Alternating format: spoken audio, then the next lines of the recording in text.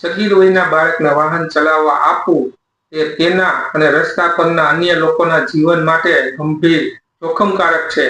Motor વાહન અધિનિયમ 1988 ની કલમ તથા 2019માં સુધારેલ ખાસ કરીને કિશોરો દ્વારા કરવામાં આવેલ ગુનાઓને સંબોધિત કરે છે.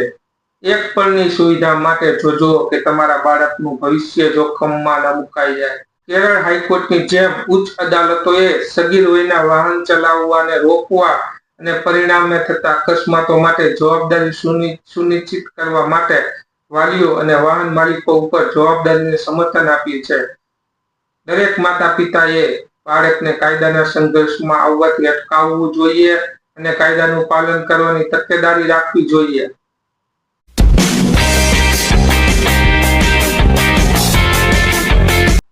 તમે એ કાયદા વિશે કે તે અંગે સંપૂર્ણ માહિતી અમારી પાસેથી જાણવા ઇન્ટરેસ્ટેડ હોય તો અમારી YouTube channel the law time ચેનલની મુલાકાત લઈ શકો છો.